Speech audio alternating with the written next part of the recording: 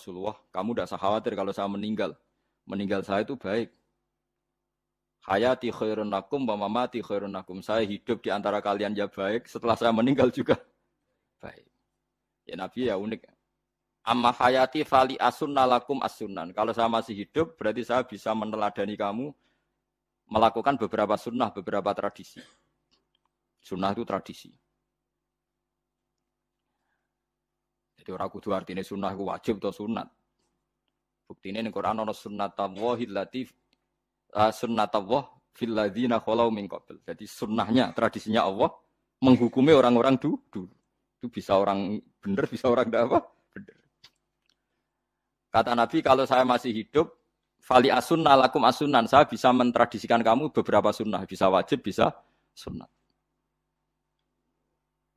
Wa amma wafati ya khairun lakum. Kalau saya sudah meninggal nanti juga bagus. Mergo aku nak SK pundhut jare Nabi aku jejer pangeran. Jadi nak roh kowe apik, saya muji Allah, nak roh kowe elek langsung saya minta ampunan kepada Allah. Dan semua umatku nanti diampuni. Terus Nabi mulai menangis, tapi ada beberapa masalah. Ketika orang-orang itu ternyata umatku, mau saya ajak ke surga, kata Tuhan, kata Allah, innahum qad ahdatsu ba'dak. Mereka ini bikin aturan aneh-aneh setelah kamu Muhammad. Terus fa'aqulu suhqan ya sudah kalau gitu tak tinggal ke surga, tidak ikut masuk surga. Nah, kemudian ulama berdebat, ahdatsu itu apa?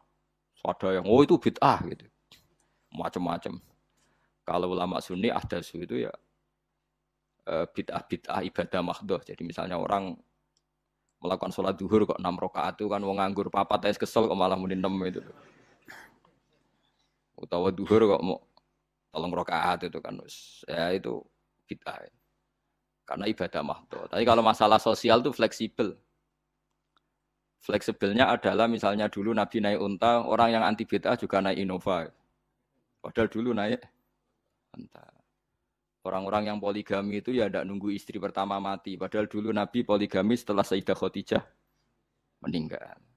Ya mereka baik-baik saja.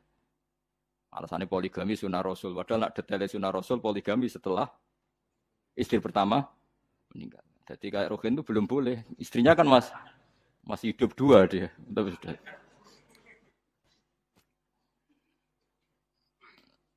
Nah, bukan artinya kalau sampean memaksakan gitu. Sampean kalau enggak percaya saya bacakan ayat. Wal khailah wal bihola wal hamira ditarkabuha wazina. Kamu bisa naik kuda, naik unta, naik himar. Setelah kamu naik dan kamu tenang di atas punggungnya, litastawu ala zuhuri summa tazkuru ni'mata rabbikum idza stawaitum alaihi wa taqulu subhanalladzi sakhkhara lana hadza ma kunna lahu muqrinin. Artinya ketika kita naik unta zaman dulu dan teksnya memang unta, itu terus kamu baca subhanalladzi sakhkhara lana hadza. Apakah sekarang kesunatan baca itu kalau yang ditumpai unta, sehingga kalau yang naik Innova enggak usah baca itu gitu. Wah, aku numpakku ora unta kok, dadi ora usah maca subhanalladzi wa sakhkhara lana. Dhisik Nabi maca iku mergo numpake unta. Ya ngajak goblok bareng to, mosok umat tepuk kanthi begitu. Makanya sensitif, bakas bid'ah Anda itu sensitif. Tidak usah dibahas, biasa saja. Nek senara cocok ya diem aja. Sudah, senara cocok kalau sampai ngelakoni, tapi tidak usah komentar. Karena jelimet. Saya pernah ditelepon orang, dimaki-maki. Orang Sidoarjo. Padahal orang Jawa Timur, ya aneh. Karena ada orang matur Rasulullah, namanya Abdullah bin Amr. Ya Rasulullah, saya ini kuat puasa terus. Kata Nabi, jangan puasa 1 bulan 3 hari saja itu sama dengan 1 bulan penuh. Karena 1 puasa sama dengan 10. Masih balelo terus termasuk menyangkut Quran.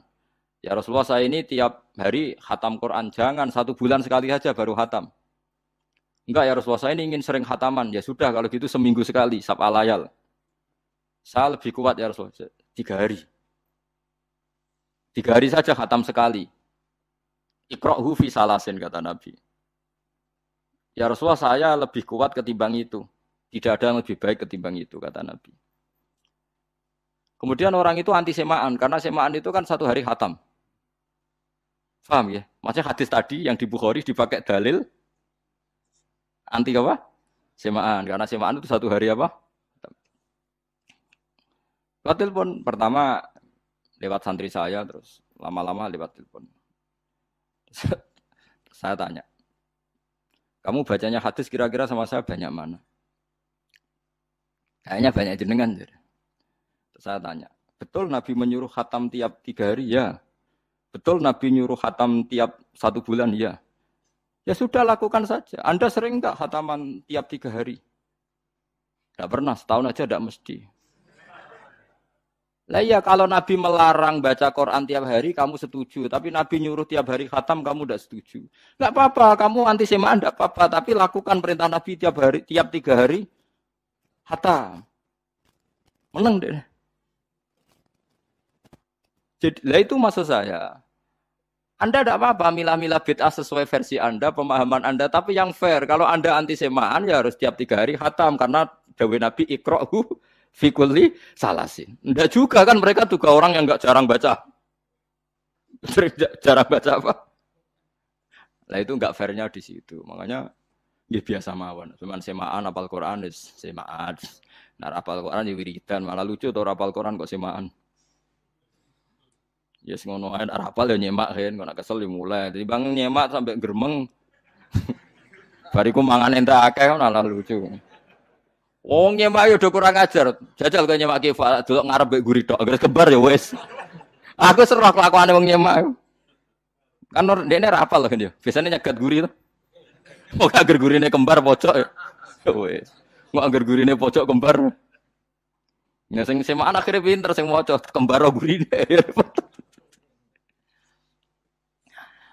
Paham gitu terus wau gitu tohuron gitu alatnya memahami Quran secara lugat. Quran bagaimanapun bilisanin arabiyyin mubin. Ada ulama yang berpendapat tohir itu dimubalaghahkan tohur seperti ghafir, ghafur, syakir, syakur. Sebab itu menurut mazhab ini tidak ada air apa mustamal. Tapi kita biasa mazhab Syafi'iyah apa? Ada apa? Ada mustamal. Itu masalah-masalah ijtihadiyah. Ini masalah-masalah ijtihadiyah. Kalau masalah ijtihadiyah tadi pendapat saya benar mungkin salah. Pendapat Anda salah tapi ya mungkin benar itu. Wa anzalna minas sama ma'an tahura. Mutahhiron tegese banyu iku sing nyucekno. Linuhya supaya maringi urip ingsun. Bihi sebab anane banyu baldatan ing daerah maitan kang mati. Jadi istilah resmine pangeran yo aku nak nguripno bumi iku yo nganggo lantaran banyu. Jadi aja mbok soal pangeran kok butuh lantaran. Waduh serepot. Wong Qur'ane pangeran dhewe istilahna aku nak nguripno bumi lewat lantaran banyu. Ya rasa mbok jero-jerokno.